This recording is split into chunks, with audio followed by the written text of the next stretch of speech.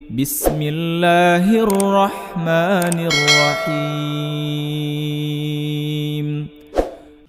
Dalam majelis Syekh Utsaimin rahimahullah, seorang ulama di Saudi, ada satu orang datang dengan temannya ini kebetulan punya ilmu kebal, diberikan sebuah jimat oleh seorang dukun.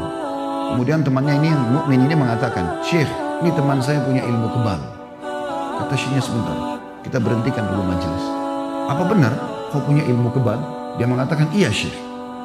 Kemudian kata syekhnya, "Saya tahu kau diletakkan sesuatu di tubuhmu, jimat." Dia bilang, "Iya." "Baik, kau mau nggak saya ajak kamu dan disaksikan oleh semua orang di sini untuk buka jimat itu supaya kamu tahu apa isinya?" Dia bilang, "Tapi saya punya syarat, tidak boleh dibuka." "Baik, saya coba memberikan kepada kau jaminan dengan izin Allah tidak akan terjadi apa-apa. Apa yang selama ini dukun kamu menakut-nakuti kamu tidak akan terjadi apa-apa." Akhirnya setelah itu dia merasa oke, baik, dia mau. Dibukalah jimat tersebut, kain, dibuka jahitannya dengan jahitan yang sangat luar biasa, dibuka, dalamnya ada lagi kain kecil, dibuka lagi sampai 5-6 kain kurang lebih. Ternyata di dalamnya, teman-teman sekalian, mohon maaf, ini memang kotoran sapi yang sudah kering. Kenapa ini dipakai sebagai jimat? Karena jin atau syaitan yang tugaskan oleh dukunnya tadi suka dengan bau itu sehingga selalu bersama dengan dia. Untuk apa semua ini? Kenapa kita masuk ke alam seperti ini?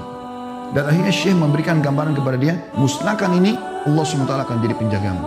Teman-teman, kalau Allah tidak jaga kita, gak usah kita lintas alam seperti itu. Kalau tidak jaga kita, kira-kira kita masih bisa sampai ke sini tadi.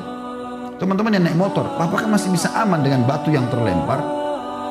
Kita bisa saja kena setiap saat, bisa saja tabrakan, bisa saja segala macam terjadi, tapi Allah menjaga kita. Allah kirim malaikat yang menjaga kita. Kenapa harus jin dan mereka ini kufur kepada Allah Subhanahu wa taala? Mereka masih di bawah manusia, bukan di atas kita. Manusia paling sempurna ciptaan Allah Subhanahu wa taala. Berhenti masalah ini, teman-teman sekalian. Jangan dianggap ini fenomena yang biasa, karena ini kufur kepada Allah Subhanahu wa taala. Allah mengatakan tadi dalam Al-Baqarah ayat 256, barang siapa yang ingkar kepada tagut dan beriman kepada Allah, siapa yang ingkar kepada para dukun dan penyihir tersebut, lalu beriman kepada Allah, hanya minta kepada Allah, sesungguhnya dia telah berpegang pada buhul tali yang amat kuat. Dia akan bahagia di dunia, hidupnya tidak akan ada sesuatu yang samar. Di alam manusia tidak ada yang samar, jelas kok. Transaksi kita jelas, semuanya jelas. Akad nikah kita jelas, hubungan biologis jelas, semua jelas kok. Maka dia telah berpegang pada buhul yang sangat kuat dan tidak akan pernah putus. Dan Allah maha mendengar lagi maha mengetahui. Bayangkan bagaimana buruknya profil para dukun, penyihir, penyamun dan seterusnya. Yang kita sayangkan, subhanallah, di zaman kita sekarang bahkan mereka berani masuk di medsos, mengadakan pelatihan-pelatihan ilmu santet, merusak hubungan suami istri, merusak rumah tangga orang, menyakiti orang lain, merusak pekerjaan orang lain. Ini semua, teman-teman sekalian, hal yang haram. Ayat yang paling jelas tentang masalah kekufuran mereka adalah Al-Baqarah 102. Bunyinya, a'udzubillahi minasyaitonirrajim.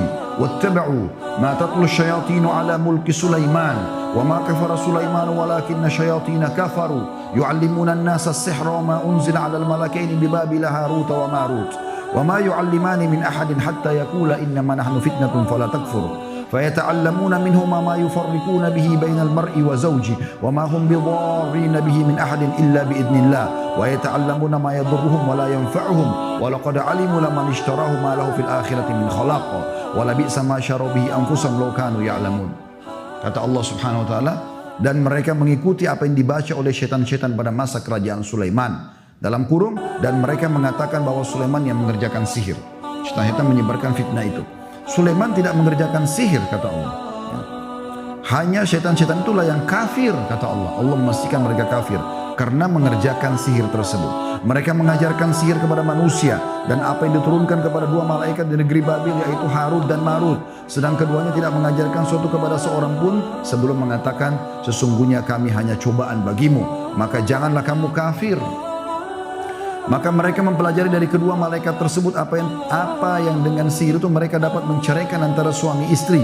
Dan mereka, para ahli sihir itu, tidak memberikan mudarat dengan sihirnya kepada seorang pun kecuali dengan izin Allah. Dan mereka mempelajari sesuatu yang memberi mudarat kepada diri mereka sendiri dan tidak memberi manfaat. Padahal sungguhnya mereka telah meyakini bahwa barang siapa yang menukarkan kitab Allah Al-Quran dengan sihir itu, tidaklah baginya keuntungan di akhirat dan amat jahatlah perbuatan mereka. karena menjual diri mereka sendiri dengan sihir karena kalau mereka mengetahuinya. Ayat ini teman-teman dipastikan oleh para ulama jelas tentang kekufuran para penyihir. Disebutkan dalam kitab Zadul Masir jilid 1 halaman 122.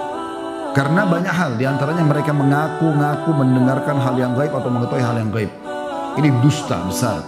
Karena Allah SWT mengatakan dalam surah An-Naml ayat 65, A'udzubillahi minasyaitonirrajim, Qul la ya'lamu man fis samawati wal ardil ghaiba illallah wa ma yash'uruna ayyana yub'atsun.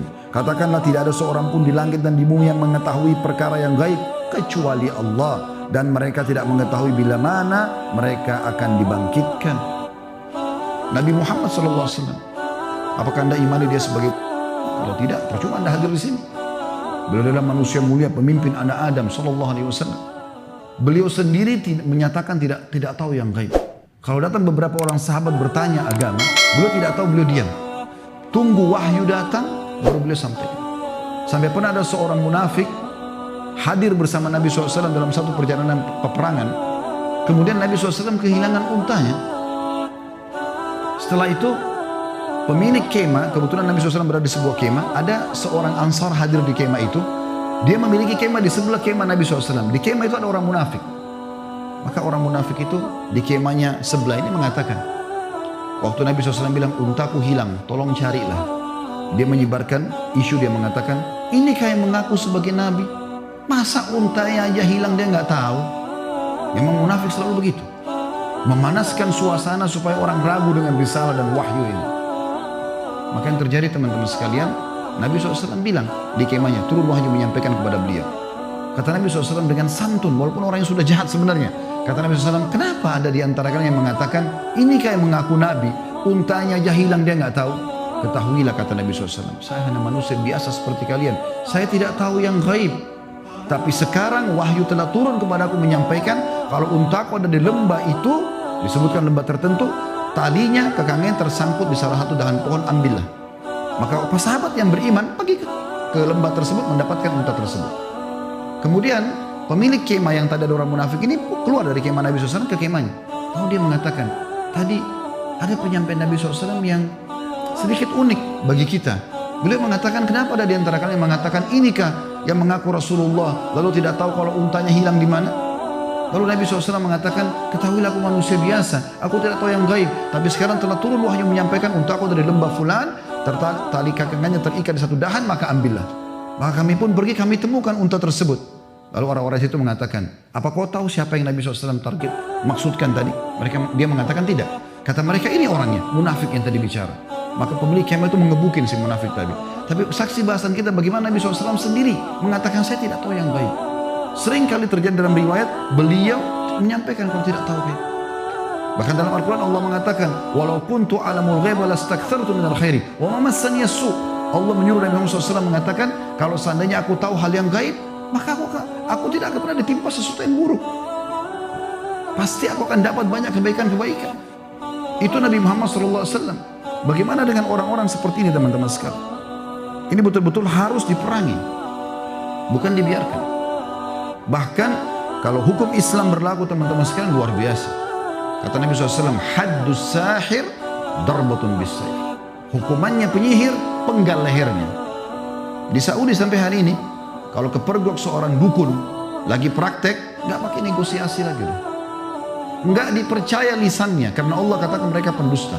Bahkan saya berapa kali lihat cuplikan dukun-dukun ditangkap oleh pemerintahan Saudi, ditangkap resmi, dan mereka punya hayy amil ma'ruf nahi munkar, ada kementerian khusus mengurus masalah itu untuk menegakkan kebenaran dan melarang kemungkaran. Mereka kalau tangkap sampai dukunnya bersumpah, demi Allah saya tidak ngerti, demi Rasulullah pun sudah salah, sumpah begitu. Mereka salah. Mereka mengaku tidak dipercaya. Tangkap, berapa hari diproses langsung eksekusi, penggal. Itu sabda Nabi SAW, karena kerusakannya terlalu banyak. Banyak rumah tangga orang rusak gara-gara penyihir ini. Banyak orang sakit gara-gara penyihir ini. Banyak usaha orang bangkrut gara-gara penyihir ini. Terlalu banyak kerusakannya. Dan makin mereka kufur kepada Allah, maka makin didukung oleh iblis. La'natullahi alaih. Kalau dia menyatakan saya kufur kepada Allah dan dia menghinakan ayat Al-Quran, biasanya ayat Al-Quran sengaja dituangkan dengan darah haid, dikencingin dan segala macam. Dan yang kita uniknya di Indonesia teman-teman, saya temukan sendiri mereka bergelar-gelar sebagai pemimpin-pemimpin umat Islam. Tapi ternyata dukun, pakai kopiah haji, ada di masjid, buka rumah anak yatim, tapi subhanallah dukun. Dan saya temukan sendiri, interaksi, ngobrol, akhirnya sampai dengan dia buat pengakuan, ya, kemudian dia berikan buhul-buhul itu. Subhanallah.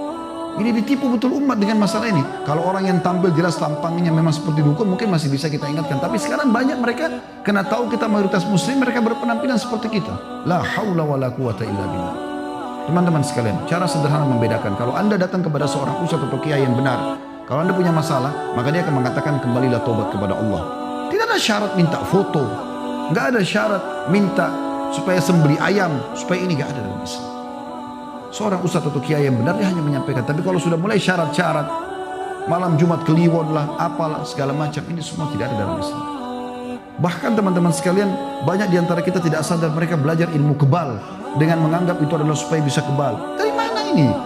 Tidak pernah satu kali pun Nabi SAW memberikan sebuah kain ditulis-tulisi bahasa Arab misalnya, lalu dipakai kepada sahabat supaya kau kebal, nanti kalau dipenggal sama orang kafir Quraisy kau tidak mati. Nggak ada. Nabi SAW mengatakan kalau sudah siap pasukan mau perang, humu ila jannati rabbikum, berdiri kejar surga Tuhan kalian. Disuruh mati, bukan disuruh kebal. Maka sahabat dengan semangat mau mati. Untuk apa belajar ilmu kebal? Untuk apa semuanya teman-teman sekalian? Nggak ada gunanya. Semua orang belajar ilmu kebal ini begitu diruqyah syariah pasti kesurupan. Untuk apa? Bahkan yang uniknya membawa nama agama. Ini nggak boleh.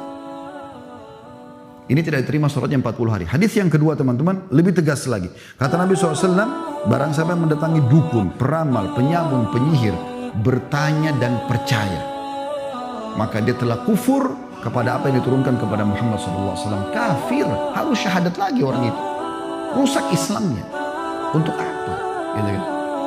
Tapi kan Ustaz, kadang-kadang kami kalau datang ke sana, dia tahu keadaan kami. Jangan ditipu teman-teman sekalian. Anda punya korin, pendamping dari syaitan.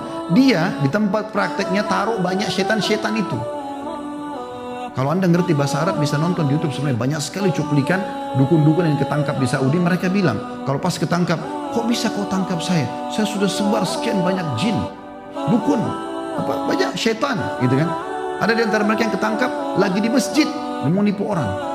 Tapi ketahuan dukun, dan disuruh keluar, diinterogasi, akhirnya terbukti dia adalah dukun. Mereka nyebarin itu. Jadi korin antum kerjasama sama dukun-dukun, jin-jin apa syaitan-syaitan yang ditelakkan sama dia. Jadi pada saat masuk dia langsung mendebak, oh kamu ada masalah rumah tangga ya, oh kamu ada lagi sakit ini. Tapi informasi itu dari situ. فناداها من تحتها ألا تحزني قد جعل ربك تحتك سريا وهزي إليك بجذع النخلة تساقط عليك رطبا جنيا